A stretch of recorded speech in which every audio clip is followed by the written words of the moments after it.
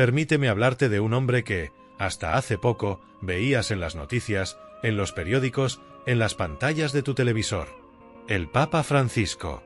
Una figura que sentías cercana o lejana, respetabas o cuestionabas. Pero, ¿qué tanto conocías realmente a la persona detrás de esa imagen? ¿Quién era Jorge Mario Bergoglio antes de convertirse en el líder de una de las instituciones más antiguas y grandes del mundo? Te diré algo. Detrás de esa figura pública de aparente sencillez, se escondía un hombre con un pasado mucho más profundo de lo que podrías imaginar. Un camino lleno de decisiones que pocos conocen, de momentos difíciles que lo forjaron. ¿Fue siempre el Papa humilde que vimos en el Vaticano? Es una pregunta válida, y la respuesta, como casi todo en la vida, es compleja. Para entenderlo un poco, tienes que retroceder en el tiempo conmigo. Tienes que ir a una ciudad vibrante y llena de contrastes, al otro lado del océano, Buenos Aires, Argentina. Es allí, el 17 de diciembre de 1936, donde nació Jorge Mario. Piensa en esa época. El mundo al borde de un gran conflicto global, y en Argentina, la vida de una familia de inmigrantes italianos que buscaba un futuro. Su padre, Mario José Bergoglio, era un contador que trabajaba en los ferrocarriles. Imagina a esa familia de 5 hijos, con Jorge Mario siendo el mayor. Una casa normal, en un barrio normal de Buenos Aires, Flores. No creció en cuna de oro, ni mucho menos. Creció con el esfuerzo diario de sus padres, con la convivencia de hermanos, con las calles de un barrio obrero que te enseñan el valor del trabajo y las dificultades de la vida. Su madre, Regina María Sívori, una mujer dedicada a su familia, le transmitió la fe. Esas primeras oraciones, esas historias bíblicas contadas en casa, la asistencia a misa los domingos. Todo eso fue tejiendo la base de lo que vendría después. Pero no te imagines una infancia marcada solo por la religión. Jorge Mario era un chico de su tiempo, con sus amigos, sus juegos, sus intereses. Le gustaba el fútbol, como a tantos argentinos. Era un joven inteligente, sí, pero nada en su apariencia exterior gritaba futuro líder espiritual de miles de millones. De hecho, su camino inicial parecía ir por una dirección completamente diferente. Estudió. Se preparó. Se graduó como técnico químico. Piensa en eso por un momento. Un técnico químico. Imagina las probetas, los matraces, los experimentos en un laboratorio. Ese era el mundo en el que entró después de la secundaria. Trabajó, tuvo una experiencia laboral, una vida fuera del ámbito religioso que, para muchos, lo hace más cercano, más de la calle.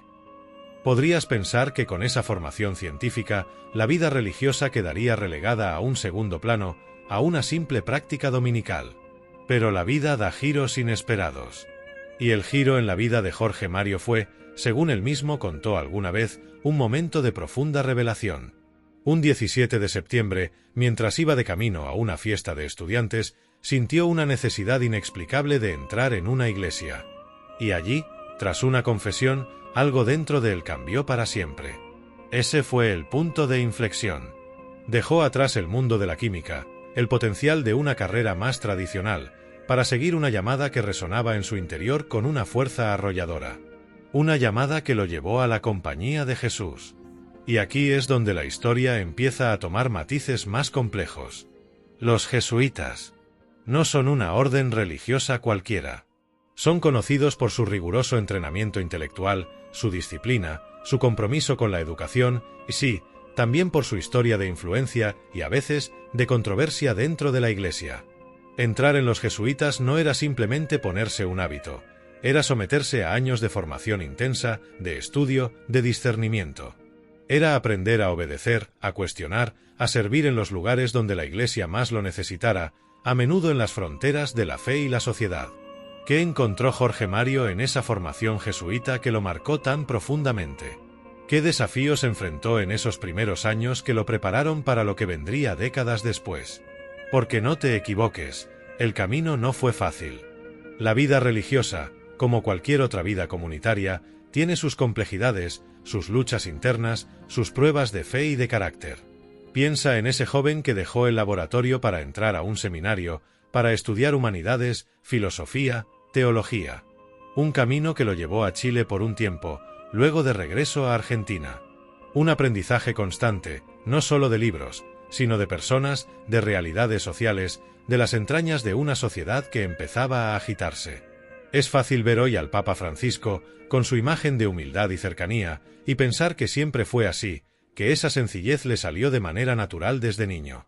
Pero la verdad es que la vida, y especialmente la formación jesuita en un país como Argentina en el siglo XX, te curten. Te obligan a tomar posturas, a navegar aguas turbulentas, a tomar decisiones difíciles que te marcan. Esa decisión de unirse a los jesuitas, ese compromiso con una orden tan particular en un contexto histórico tan específico, todo eso fue moldeando al hombre. Lo hizo fuerte, pero también lo confrontó con realidades complejas, con la necesidad de ejercer autoridad, de enfrentar conflictos, de discernir el bien en situaciones ambiguas. Así que, cuando piensas en el Papa Francisco, no te quedes solo con la imagen del hombre amable de Roma. Piensa en ese joven de Buenos Aires, el técnico químico que sintió una llamada, el novicio jesuita que se sumergió en años de disciplina y estudio, el hombre que empezó a forjar su carácter en un país al borde del abismo. Porque es precisamente en ese contexto, en esas turbulentas décadas de Argentina, donde muchas de sus convicciones se solidificaron y donde tuvo que tomar decisiones que, años después, serían objeto de intenso debate. Decisiones que, para entenderlas, tienes que conocer el escenario en el que fueron tomadas. Y eso te lleva a la siguiente pregunta crucial para comprender al hombre que llegó a ser papa. ¿Cómo influyeron esas turbulentas décadas de Argentina en la formación de su carácter y sus convicciones más profundas? Ahora, si realmente quieres entender al hombre que se convertiría en el Papa Francisco, tienes que sumergirte conmigo en uno de los periodos más oscuros y dolorosos de la historia reciente de Argentina. Tienes que sentir el aire cargado de miedo, la desconfianza en las calles, el susurro de las desapariciones. Estamos hablando de la brutal dictadura militar que gobernó el país entre 1976 y 1983. Un tiempo donde la vida humana valía poco y el disenso se pagaba con la tortura o la muerte. En medio de ese horror, Jorge Mario Bergoglio ocupaba un puesto de considerable poder dentro de su orden religiosa. Era el provincial de los jesuitas en Argentina. Piensa en él no solo como un sacerdote o un formador, sino como el líder de una comunidad, el superior de muchos otros jesuitas, el responsable de su seguridad y bienestar en un país donde la seguridad era una ilusión frágil. Y es precisamente su papel en esos años lo que se ha convertido en uno de los puntos más controvertidos de su biografía. La declaración es fuerte, sí, pero tienes que escucharla. Durante esa brutal dictadura, la actuación de Bergoglio fue cuestionada de manera muy seria. Algunos lo acusaron de no hacer lo suficiente para proteger a sus propios hermanos, incluso, en las acusaciones más duras y dolorosas, de complicidad con el régimen militar. ¿Cuál fue su verdadero papel en esos años oscuros? Es una pregunta que ha generado libros, debates y heridas que aún no cicatrizan para algunas personas. La historia se centra a menudo en dos sacerdotes jesuitas bajo su mando, Orlando Llorio y Francisco Jalix. Ellos trabajaban en villas miseria, en barrios marginales de Buenos Aires, comprometidos con los pobres, una labor que el régimen militar veía con profunda sospecha, confundiéndola a menudo con subversión. Según algunas versiones, Bergoglio, como su superior, les retiró la protección de la orden. Se dice que no renovó su autorización para continuar con ese trabajo pastoral, o que los instó a abandonar esa labor, o que hubo algún tipo de conflicto interno que los dejó expuestos. La dictadura, siempre atenta, aprovechó esa aparente distancia para secuestrarlos. Llorio y Jalix pasaron meses detenidos ilegalmente, sufriendo torturas, al igual que miles de argentinos. Afortunadamente, sobrevivieron, pero las cicatrices, físicas y emocionales, les duraron toda la vida. Ellos mismos tuvieron visiones diferentes de lo ocurrido. Llorio siempre mantuvo una postura más crítica hacia Bergoglio. Jalix, con el tiempo, llegó a reconciliarse con él, afirmando que no creía que Bergoglio hubiera tenido responsabilidad directa en su secuestro. Pero el daño estaba hecho. La acusación, la terrible sospecha de que el provincial no había estado allí para protegerlos en el momento más crítico, quedó flotando en el aire. Imagina la escena. Tú eres el líder de una orden religiosa en un país donde cualquiera puede desaparecer sin dejar rastro. Tienes bajo tu responsabilidad a hombres que están en la primera línea, trabajando con los más vulnerables, lo que los convierte en blancos fáciles para un régimen paranoico. ¿Qué haces? ¿Los defiendes públicamente, arriesgando la seguridad de toda la orden y la tuya propia? ¿O intentas mover hilos en secreto, hablar con los militares, hacer gestiones discretas que puedan salvar vidas, aunque eso signifique mantener un perfil bajo o incluso dar la impresión de no estar haciendo nada? Ahí reside gran parte de la controversia y la dificultad para juzgar. Los defensores de Bergoglio afirman, y él mismo lo ha contado, que eligió la segunda opción. Dicen que, en lugar de la confrontación abierta, que habría sido un suicidio en ese contexto, optó por la diplomacia silenciosa y arriesgada. Afirman que se reunió en secreto con generales, que usó sus contactos, que hizo todo lo posible, discretamente, para interceder no solo por Yorio y Jalix, sino por otras personas en peligro. Se cuenta que, por ejemplo, consiguió que a Yorio y Jalix les redujeran el tiempo de cautiverio y les salvaran la vida, aunque no pudiera evitar su secuestro y tortura.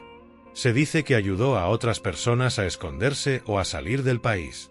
Gestos pequeños, arriesgados, hechos en las sombras, lejos de los titulares y las grandes declaraciones. Piensa en el dilema moral que esto plantea. Si salvas una vida en secreto, pero para hacerlo tienes que aparentar indiferencia o incluso hostilidad hacia otras víctimas, ¿es eso heroísmo o es una forma necesaria de navegar la maldad? Es más valioso el gesto público de condena, aunque sea inútil y peligro la tuya y la de otros, o la acción discreta que salva a algunos, aunque no a todos, y te obliga a mantener una apariencia de normalidad? Para quienes sufrieron la represión, para las familias de los desaparecidos, la postura de cualquier figura de autoridad durante la dictadura fue analizada con lupa. Y la Iglesia, como institución, tuvo un papel ambiguo para muchos. Algunos de sus miembros fueron valientes denunciantes y víctimas, otros colaboraron activamente con el régimen y una gran mayoría, quizás, intentó sobrevivir en silencio sin tomar partido públicamente. ¿Dónde encaja Bergoglio en este espectro? Sus críticos, incluyendo algunos que lo vivieron de cerca, lo ven en el lado de quienes no hicieron lo suficiente o cuyas acciones indirectamente facilitaron la represión. Para ellos, el retiro de protección a Yorio y Jalix es una mancha imborrable. Sienten que, en ese momento crítico, su superior los dejó a su suerte. Sus defensores, por otro lado, lo presentan como un estratega silencioso, un hombre pragmático que entendió que el enfrentamiento directo era imposible y que la única forma de salvar vidas era operando bajo el radar, haciendo favores, tejiendo redes discretas en medio de la locura. Para ellos, no fue un cómplice, sino alguien que hizo lo que pudo en circunstancias inhumanas, cargando con el peso de decisiones terribles. La verdad es que, a menudo, en la historia, los momentos más oscuros no tienen respuestas sencillas. Es posible que haya habido errores de juicio, decisiones tomadas bajo una presión inimaginable que tuvieron consecuencias dolorosas.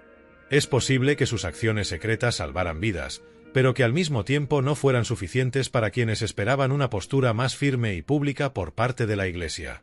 Esta controversia es crucial porque te obliga a mirar más allá de la imagen pulida del Papa. Te muestra a un hombre que tuvo que navegar la maldad en su propia tierra, que tuvo que tomar decisiones que dividieron opiniones y que, para algunos, dejaron una herida abierta. Te muestra que su camino no fue una línea recta de santidad, sino una vida marcada por los desafíos de un tiempo brutal. Piensa en el peso de esa historia, en el impacto de esas experiencias y controversias en la persona de Jorge Mario Bergoglio. Porque es innegable que ese pasado, con sus claroscuros, lo marcó profundamente. Y eso te lleva a la gran pregunta que debemos explorar.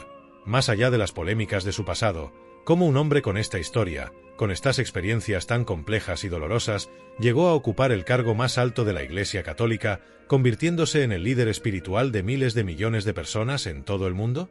Piensa en ese día. Recuerda dónde estabas. Las cámaras de televisión apuntando sin descanso hacia esa pequeña chimenea sobre el techo de la Capilla Sistina.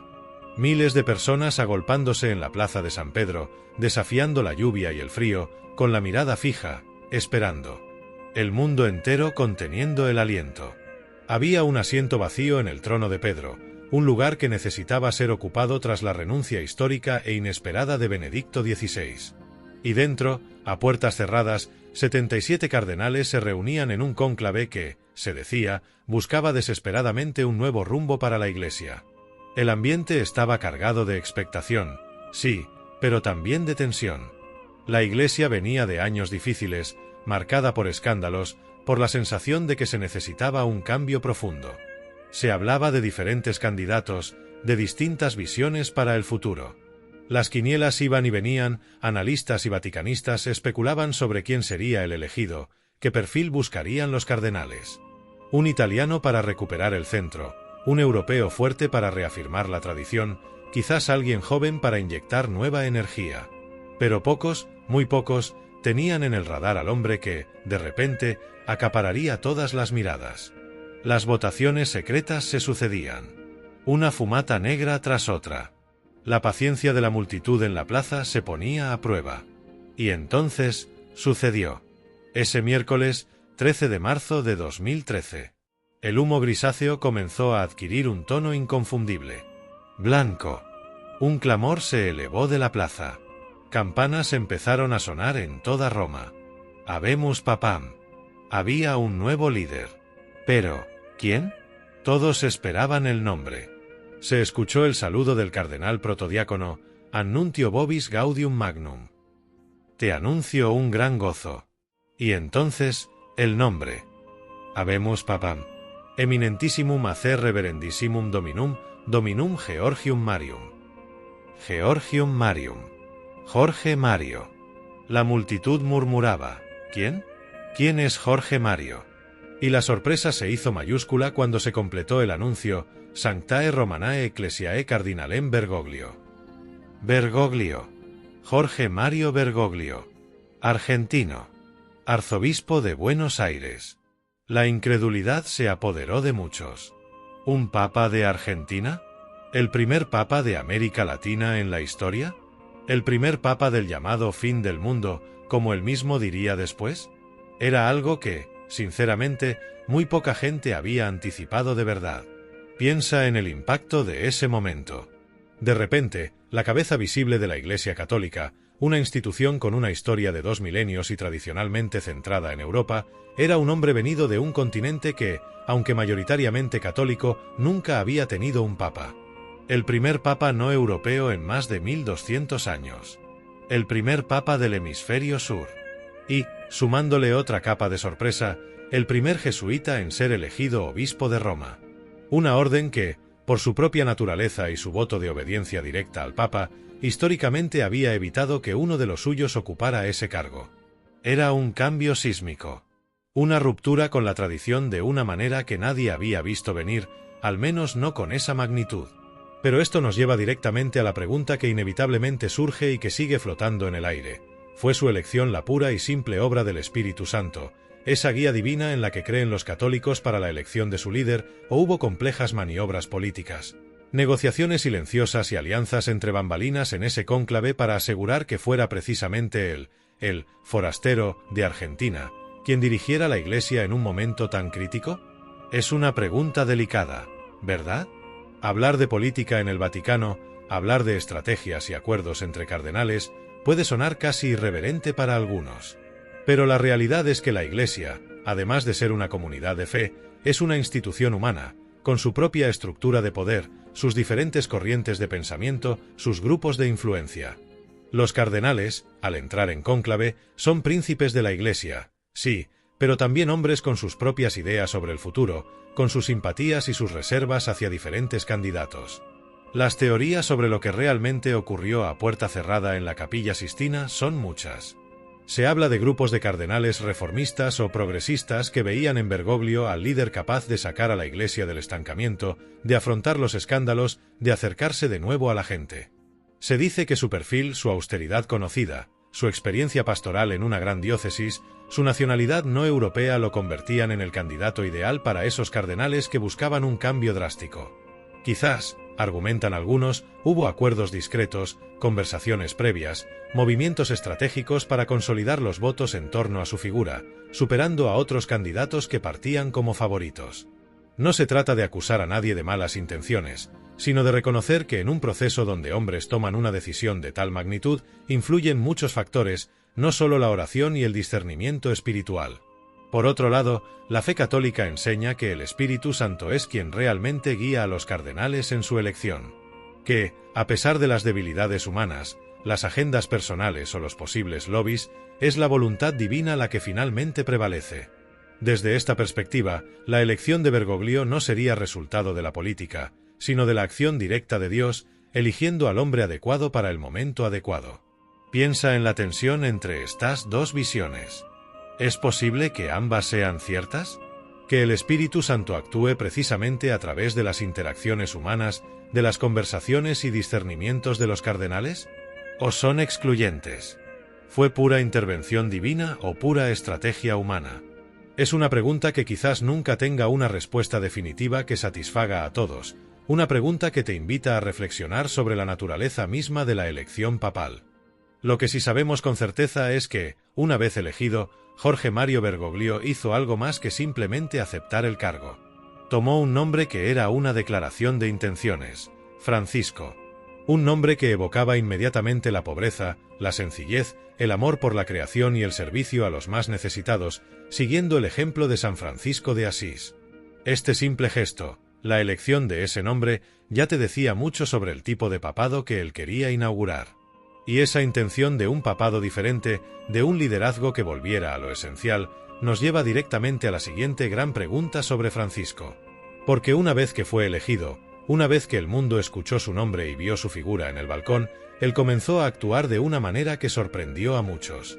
Entonces, la pregunta es clara: una vez elegido, ¿por qué un papa que venía con un mandato de reforma y que eligió un nombre tan simbólico decidió llevar esa intención a la práctica viviendo de una forma tan radicalmente diferente a la de sus predecesores?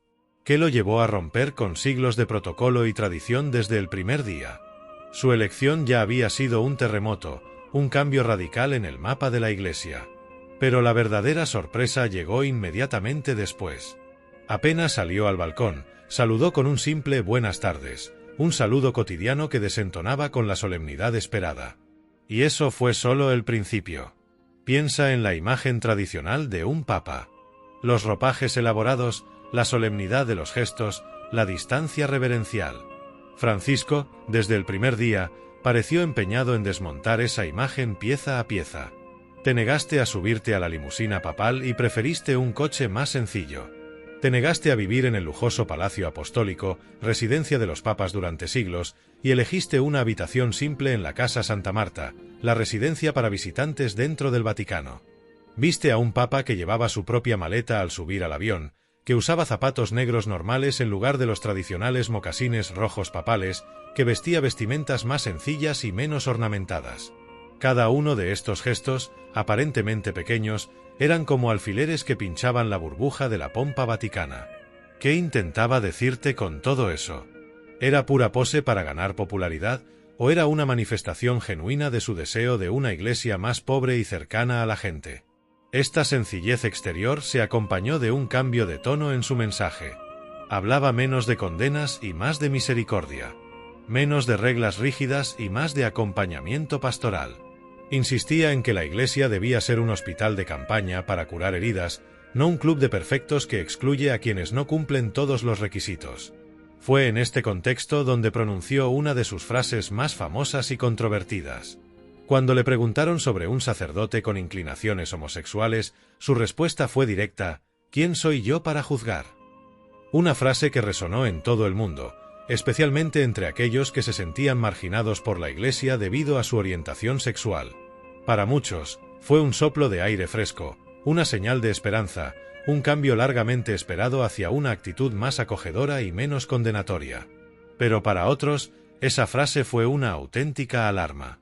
Un indicio de que el nuevo Papa estaba siendo demasiado permisivo, demasiado laxo con la doctrina moral de la Iglesia. Empezaron a surgir las críticas, al principio en voz baja, luego cada vez más fuerte. Que si estaba sembrando confusión. Que si sus declaraciones se contradecían. Que si estaba poniendo en riesgo la enseñanza tradicional de la Iglesia sobre el matrimonio, la familia, la sexualidad. Piensa en la tensión que esto creó. Por un lado, veías a millones de personas sintiéndose más conectadas con la Iglesia gracias a la cercanía y el lenguaje simple de Francisco, sintiendo que un papa finalmente hablaba de sus vidas reales, de sus luchas, de sus heridas. Sentías que quizás este papa entendía que la vida de las personas a menudo no encaja perfectamente en las casillas de la doctrina, y que lo más importante era el amor y la misericordia de Dios. Pero, por otro lado, Escuchabas las voces de quienes creían sinceramente que la verdad de la fe era inmutable, que la doctrina era la guía segura, y que cualquier desviación o aparente ambigüedad ponía en peligro la salvación de las almas. Para ellos, los gestos de humildad de Francisco podían ser bienvenidos, pero sus palabras sobre la misericordia, sobre acoger a divorciados vueltos a casar sin un proceso formal de nulidad, sobre la posibilidad de bendecir uniones entre personas del mismo sexo, aunque no fuera un matrimonio, sonaban a traición. Lo veían como un peligro. Un papa que, en su deseo de ser pastoral, estaba erosionando los fundamentos de la fe. Un líder que, en lugar de reafirmar la verdad con claridad, creaba dudas y divisiones. ¿Estaba Francisco realmente modernizando la Iglesia de una forma necesaria para el siglo XXI, haciéndola más relevante y compasiva en un mundo que a menudo la ve anticuada e irrelevante? Como temían sus críticos más fervientes, estaba traicionando sus tradiciones más fundamentales, diluyendo su doctrina de una forma peligrosa y sembrando la división interna que podría debilitarla desde dentro? La pregunta, formulada en los términos más duros que algunos usaron, era inquietante. Fue, a los ojos de esos sectores conservadores, un revolucionario que buscaba renovar la Iglesia, o algo mucho peor, un hereje que se desviaba de la verdadera fe? El debate teológico y pastoral que Francisco abrió fue inmenso. Sus documentos, como la exhortación apostólica Amoris Laetitia, que abordaba el tema de la familia y permitía, bajo ciertas condiciones y discernimiento, que divorciados vueltos a casar pudieran acceder a los sacramentos, fueron recibidos con aplausos por unos y con abiertas dudas, las famosas dubia de 4 cardenales, por otros. Su forma de hablar, a menudo improvisada y coloquial, también generó polémica. Decía cosas que daban la vuelta al mundo, que los medios amplificaban y que luego el Vaticano a veces tenía que matizar o aclarar. Parecía más preocupado por lanzar un mensaje impactante que por la precisión teológica en cada frase, algo que exasperaba a quienes valoran ante todo la claridad doctrinal. Piensa en la confusión que esto podía generar. Para algunos, era liberador sentir que la Iglesia era menos rígida, más comprensiva. Para otros, era desconcertante no tener certezas claras en temas que antes parecían bien definidos. Sentían que el terreno se movía bajo sus pies. Este pulso entre la visión de Francisco de una Iglesia en salida, misericordiosa y menos autorreferencial, y la visión de quienes defienden la fortaleza de la tradición y la claridad doctrinal a toda costa, definió gran parte de su pontificado. No fue un papado tranquilo, fue un papado de debate constante, de tensiones internas visibles, de un papa que parecía disfrutar removiendo las aguas estancadas. Te obligó a preguntarte qué era más importante, la pureza de la doctrina o la acogida de la persona. ¿La fidelidad a las reglas heredadas o la adaptación pastoral a las realidades cambiantes de la vida de la gente? Pero sus reformas no se quedaron solo en el estilo o en las declaraciones que abrían debates teológicos. Parecía que este papa, que no temía romper protocolos y desafiar expectativas, también estaba dispuesto a meter mano en los problemas más profundos, más dolorosos, aquellos que durante mucho tiempo se habían mantenido ocultos o se habían abordado con tibieza. Y eso nos lleva a la siguiente pregunta. Sus reformas no se limitaron a los gestos y a las palabras que generaron debate. ¿Se atrevió Francisco realmente a enfrentar los problemas más profundos y dolorosos que aquejaban a la Iglesia como institución, esos demonios internos que la han perseguido durante años? Ahora, adentrémonos en una de las realidades más dolorosas y vergonzosas que la Iglesia católica ha enfrentado en las últimas décadas. Una herida profunda que ha minado su credibilidad y ha causado un sufrimiento incalculable a miles de personas en todo el mundo. Me refiero a los escándalos de abusos sexuales cometidos por clérigos y la forma en que la institución, a menudo, respondió con silencio, encubrimiento y una terrible falta de protección hacia los más vulnerables. Cuando Jorge Mario Bergoglio se convirtió en Papa Francisco, esta crisis ya estaba en ebullición. No era un problema nuevo, pero su magnitud global y la indignación pública crecían sin cesar. Te encontraste con una Iglesia golpeada, desconfiada y clamando por justicia y reparación. Y una de las expectativas puestas en el nuevo Papa era precisamente esa, que afrontara este demonio interno de la Iglesia con una firmeza y una transparencia que quizás no se habían visto antes. Francisco, desde el principio, habló con dureza sobre el tema. Condenó los abusos como crímenes atroces, como una traición al Evangelio y a la confianza de los fieles. Prometió actuar. Prometió transparencia. Prometió rendición de cuentas. Parecía decidido a romper con la cultura del silencio que había permitido que estos crímenes ocurrieran y se ocultaran durante tanto tiempo. Y tomó medidas. Impulsó la creación de nuevas comisiones y grupos de trabajo en el Vaticano dedicados a la protección de menores y al acompañamiento de las víctimas. Modificó leyes y procedimientos internos para supuestamente hacer más fácil denunciar y procesar a los responsables. Introdujo directrices para que los obispos y superiores religiosos estuvieran obligados a reportar los casos y cooperar con las autoridades civiles. Organizó, en 2019, una cumbre histórica en el Vaticano con presidentes de conferencias episcopales de todo el mundo para abordar el tema. Fue un intento de que todos los líderes de la Iglesia tomaran conciencia de la gravedad del problema y se comprometieran a implementar políticas de prevención y protección en sus propias diócesis y países. Además, tomó decisiones difíciles contra figuras poderosas dentro de la Iglesia. ¿Viste cómo retiró el cardenalato y expulsó del sacerdocio a Theodore M. C. Carrick, un excardenal estadounidense con un largo historial de abusos? También aceptó la renuncia de obispos y cardenales acusados de haber manejado mal los casos en sus jurisdicciones o incluso de haberlos encubierto activamente. Se reunió en varias ocasiones con supervivientes de abusos, escuchó sus historias, pidió perdón en nombre de la Iglesia. Parecía un cambio significativo respecto a la actitud de negación o minimización que a menudo habían encontrado las víctimas en el pasado. Sin embargo, a pesar de estos esfuerzos, las críticas nunca cesaron. Para muchos supervivientes y sus defensores, los pasos dados por Francisco fueron insuficientes. Alegaban que las reformas eran lentas en implementarse, que las nuevas leyes tenían lagunas, que la resistencia interna dentro de la burocracia vaticana y en algunas diócesis locales seguía siendo enorme. La cultura del silencio no desapareció de la noche a la mañana. Te diste cuenta de que, a pesar de las directrices de Francisco, en algunos lugares se seguía priorizando la protección de la reputación de la institución sobre la justicia para las víctimas. Hubo acusaciones de que algunos obispos seguían sin tomarse en serio el problema, o que seguían actuando para minimizar el impacto público de las denuncias. Piensa en la frustración que esto generó. Ver a un papa hablar con tanta contundencia sobre la necesidad de limpiar la Iglesia, pero al mismo tiempo ser testigo de cómo en la práctica, la inercia institucional, el clericalismo, esa mentalidad de que los clérigos están por encima de la ley o la crítica, y las resistencias internas dificultaban el avance real.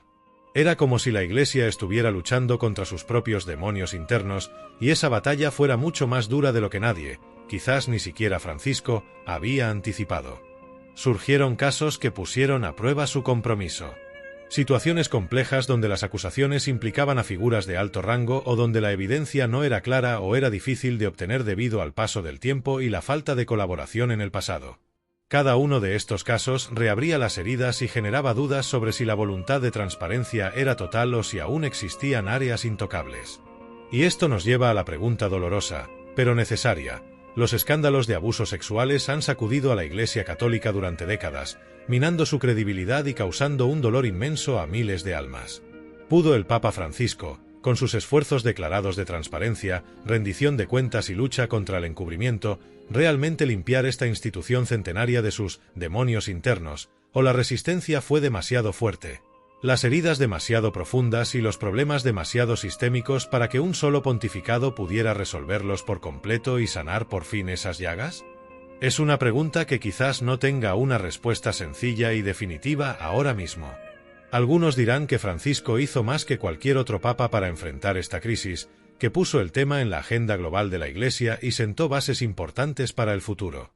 Otros, especialmente las víctimas que no encontraron la justicia que buscaban, o que sienten que la institución aún no ha asumido toda su responsabilidad, dirán que no fue suficiente, que las resistencias ganaron la batalla en muchos frentes.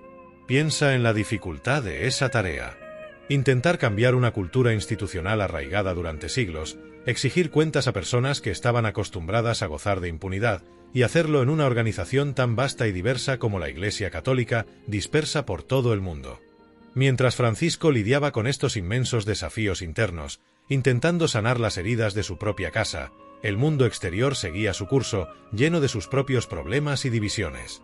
Un mundo cada vez más complejo, más desigual, a menudo ajeno o incluso hostil al mensaje cristiano. Y eso te lleva a preguntarte, si la Iglesia estaba tan absorta en sus propias batallas internas, si le costaba tanto sanar sus propias heridas y recuperar su credibilidad, más allá de los muros del Vaticano y los debates internos, ¿cuál fue el impacto real del mensaje del Papa Francisco en ese mundo exterior, un mundo cada vez más dividido, más desigual y más necesitado de esperanza? ¿Logró su voz resonar verdaderamente en medio de tanto ruido y sufrimiento global? Ahora, alejemos un poco la mirada de los problemas internos de la Iglesia que exploramos antes y enfoquémonos en el mundo. En el vasto, complejo y a menudo doloroso mundo que Francisco intentó abordar con su mensaje. Piensa en la realidad que vivimos durante su pontificado, el cambio climático acelerándose, la brecha entre ricos y pobres creciendo sin control, guerras estallando en diferentes rincones del planeta, millones de personas obligadas a dejar sus hogares. En medio de todo este caos, la figura del Papa Francisco emergió no solo como el líder de los católicos, sino como una voz moral que intentó hablar a la conciencia de la humanidad entera. Al igual que levantó ampollas dentro de la Iglesia con sus gestos y palabras, también lo hizo en el escenario global, tocando temas que incomodan a los poderes establecidos. Francisco alzó su voz de forma poderosa sobre el cambio climático, la desigualdad económica galopante que deja a tantos atrás, la crisis migratoria que deshumaniza a millones y la necesidad urgente de construir una fraternidad universal en un mundo profundamente dividido. No se quedó callado ante los grandes desafíos de nuestro tiempo. Su documento Laudato Si, publicado en 2015, fue un hito. No era solo una encíclica sobre el medio ambiente, era una crítica profunda al sistema económico y social que, según él, está destruyendo el planeta y descartando a las personas. Habló de una ecología integral, insistiendo en que no puedes cuidar la naturaleza si no cuidas también a los pobres y a los vulnerables. Fue un llamado a una conversión no solo ecológica, sino también social y económica. Piensa en el impacto de que el líder de la Iglesia Católica dedicara un documento entero a este tema. Llevó la discusión sobre el cambio climático a círculos que antes no la tenían en cuenta, desde comunidades de fe hasta foros políticos y económicos. Para muchos científicos, ambientalistas y activistas sociales, fue un respaldo inesperado y poderoso a sus causas. Sentiste que, por fin, una figura de autoridad moral de talla mundial entendía la urgencia de la crisis planetaria y la conectaba con la justicia para las personas. Pero sus mensajes no se detuvieron ahí. Su crítica a la economía de la exclusión fue constante. Condenó un sistema que genera miseria para muchos mientras enriquece desproporcionadamente a unos pocos. Te habló de la necesidad de una distribución más justa de la riqueza, de poner la economía al servicio de las personas y no al revés. Y luego estaba su incansable defensa de los migrantes y refugiados. Visitó la isla de Lampedusa, puerta de entrada para miles de migrantes en Europa, para denunciar la globalización de la indiferencia. Te pidió que vieras a los migrantes no como números o problemas, sino como personas, como hermanos y hermanas que huyen de la guerra, la pobreza o la persecución. Sus palabras a menudo contrastaban fuertemente con los discursos nacionalistas y las políticas de cierre de fronteras que ganaban terreno en muchos países. Viajó por todo el mundo, llevando mensajes de paz y reconciliación a lugares marcados por el conflicto. Jugó un papel discreto, por ejemplo, en el acercamiento entre Cuba y Estados Unidos. Condenó la fabricación y el tráfico de armas. Te recordó constantemente el valor de la vida humana y la futilidad de la guerra. En su otra gran encíclica social, Fratelli Tutti, publicada en 2020, extendió su visión de la fraternidad más allá de las fronteras de la fe, haciendo un llamado a todos para reconocerse como hermanos y hermanas y construir juntos un mundo basado en el amor social y la amistad cívica. Lo viste reunirse con presidentes, primeros ministros, el secretario general de las Naciones Unidas. Lo viste hablar ante congresos y parlamentos. Su figura tenía un indudable peso moral y simbólico en el escenario mundial. Pero aquí viene la parte difícil, la pregunta que te hace reflexionar sobre la verdadera efectividad de esa voz. Francisco alzó su voz de forma poderosa sobre el cambio climático, la desigualdad económica galopante, la crisis migratoria y la necesidad urgente de fraternidad universal en un mundo dividido. Fue realmente un líder moral global influyente cuyas palabras movieron algo en la conciencia del planeta y en las decisiones de los poderosos. O de forma más cruda y realista, sus llamados cayeron en gran medida en saco roto ante los intereses políticos, económicos y las agendas nacionales que rigen el mundo, intereses a menudo opuestos a lo que él predicaba. ¿Fue su voz, por muy potente que fuera, simplemente ignorada en el gran ruido del poder global? Piensa en ello. A pesar de Laudato Si, las emisiones de carbono siguen aumentando y los acuerdos internacionales avanzan con dificultad. A pesar de sus críticas, la desigualdad económica sigue creciendo y el sistema financiero global no parece haber cambiado radicalmente su rumbo. A pesar de sus llamados a la acogida, las fronteras se cierran cada vez más y los migrantes enfrentan muros y rechazo. A pesar de sus ruegos por la paz, las guerras continúan y los conflictos se multiplican. Puedes argumentar que la voz de un líder moral, por muy influyente que sea, tiene límites ante el poder duro de los estados, las grandes corporaciones y las fuerzas geopolíticas. Que el Papa puede inspirar, puede señalar el camino ético, pero no tiene ejércitos, ni economías que controlar, ni votos que negociar en el escenario internacional. Su poder es de persuasión, de conciencia, y ese poder es a menudo frágil frente a intereses creados muy poderosos. Sin embargo, también puedes argumentar lo contrario. Que su voz sí tuvo un impacto, aunque sea difícil de medir. Que inspiró a millones de personas a nivel individual y comunitario a actuar localmente sobre el cambio climático y la justicia social. Que sus críticas a la economía resonaron en movimientos sociales y en debates académicos. Que su defensa de los migrantes dio esperanza y dignidad a quienes lo habían perdido todo y desafió las narrativas de odio. Que sus esfuerzos diplomáticos, aunque discretos, sí lograron pequeños avances en situaciones específicas. Para algunos, Francisco fue la conciencia del mundo, un profeta que señalaba los pecados globales de nuestra era. Para otros, fue un idealista bien intencionado cuya influencia real en las grandes decisiones del poder fue limitada, un líder religioso que hablaba a un mundo que, en gran medida, no quería escuchar o simplemente no podía cambiar sus estructuras fundamentales. Evaluar el impacto real de su voz en el escenario global es complejo. ¿Cuánto de lo que dijo se tradujo en acción concreta? ¿Cuánto fue recibido con respeto, pero archivado rápidamente? Es una pregunta que te invita a sopesar el poder de la autoridad moral frente a la cruda realidad de la política y la economía mundial. Y todas estas batallas, internas y externas, todos sus logros y todas las controversias que rodearon su figura nos llevan, inevitablemente, a la gran pregunta final. Una vez que su tiempo como líder de la Iglesia ha terminado, una vez que la historia empiece a escribir el capítulo definitivo sobre su pontificado. Considerando todas sus batallas dentro y fuera de la Iglesia, sus logros innegables y todas las controversias que marcaron su papado, ¿cómo será recordado el Papa Francisco en la historia? ¿Cuál será el legado duradero de Jorge Mario Bergoglio? Hemos recorrido un camino, mirando de cerca la vida de Jorge Mario Bergoglio, desde su Buenos Aires natal hasta el trono de San Pedro. Hemos explorado los claroscuros de su pasado en tiempos difíciles, la sorpresa y las teorías sobre su elección, la forma en que desafió protocolos y generó intensos debates dentro de la Iglesia, y sus esfuerzos, con sus avances y retrocesos, por abordar las heridas internas y alzar su voz en el escenario global. Ahora, con su partida, se cierra un capítulo. 12 años intensos, llenos de movimiento, de palabras y de gestos que no dejaron a nadie indiferente.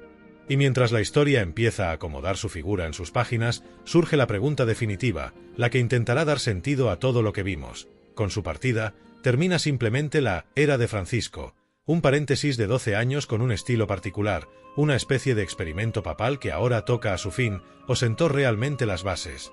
Abrió un camino irreversible para un futuro diferente en la Iglesia y en su relación con el mundo moderno, un camino que sus sucesores deberán seguir o, al menos, considerar seriamente si no quieren ver cómo la institución se aleja aún más de la realidad. Esta es la pregunta que definirá su legado a largo plazo. Para algunos, la respuesta es clara. Francisco ha sido un reformador audaz que ha revitalizado la Iglesia, devolviéndola a sus raíces evangélicas, centrándola de nuevo en los pobres y en la misericordia. Han visto en él al líder que la Iglesia necesitaba urgentemente para ser relevante en el siglo XXI. Para ellos, su pontificado no es un punto final, sino el inicio de un nuevo camino, un cambio de mentalidad que ya no tiene vuelta atrás. Han sentido que, gracias a él, la Iglesia es un lugar más acogedor, más humano, más cercano a las luchas diarias de las personas. Sienten que su énfasis en la sinodalidad, en escuchar a todos en la Iglesia, ha abierto cauces de participación que no se cerrarán fácilmente. Han aplaudido su valentía al abordar temas como el cambio climático, la desigualdad o la migración, sintiendo que la Iglesia debe ser una voz profética en el mundo. Su crítica al sistema económico, aunque incomodara a muchos, resonó en la conciencia de quienes ven la injusticia en el modelo actual. Para sus seguidores, su legado es el de un profeta de nuestro tiempo, un hombre que, con su sencillez, desafió las estructuras de poder y llamó a una conversión radical, tanto personal como institucional y social. Pero, como has visto, esta no es la única perspectiva. Para otros, especialmente sus críticos más acérrimos, la era de Francisco puede ser vista de forma muy diferente.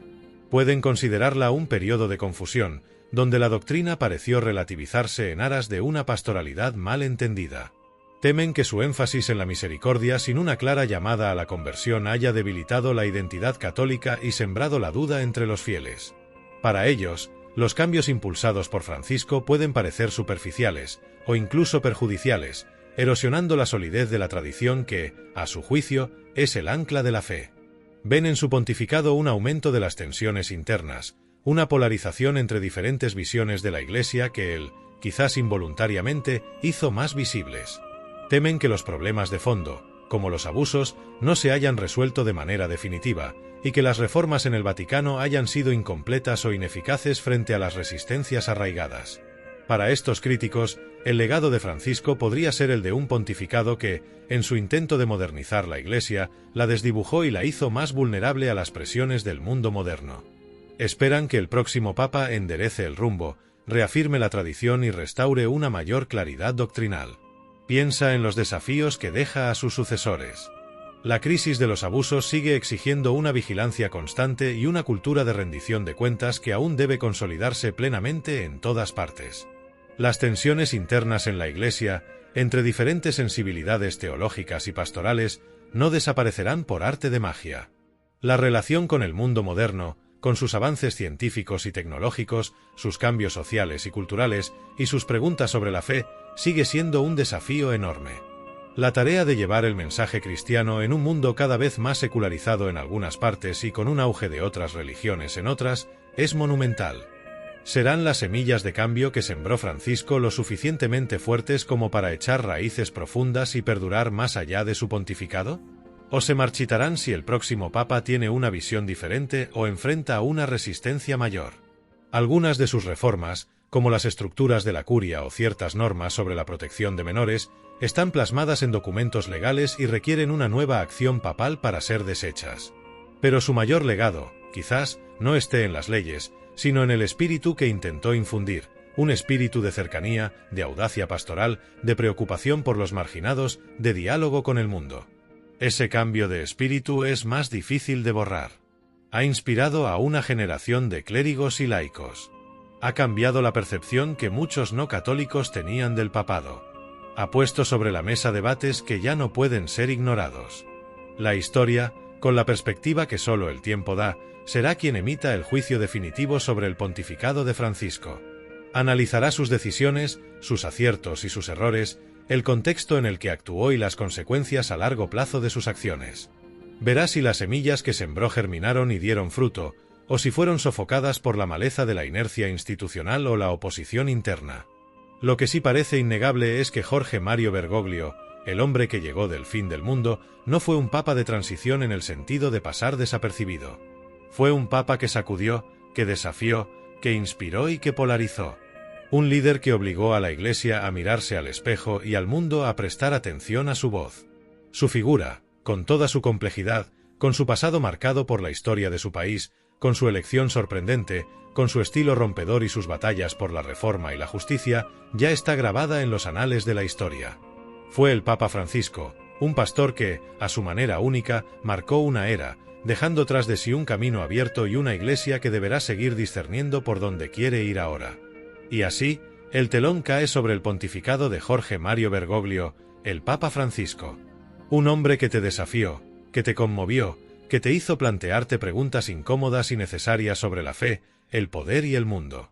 Si recorrer su vida, sus luchas y la complejidad de su legado te ha resultado interesante, si te ha resonado de alguna manera o simplemente te ha invitado a la reflexión, me encantaría seguir compartiendo contigo estas historias. Si te apasiona desentrañar las figuras que moldearon nuestra historia, comprender sus legados y explorar las grandes preguntas de nuestro tiempo, te invito a unirte a esta comunidad. Es muy sencillo, y así te aseguras de que seguiremos explorando juntos. Simplemente, quédate con nosotros. Gracias por haber llegado hasta aquí conmigo.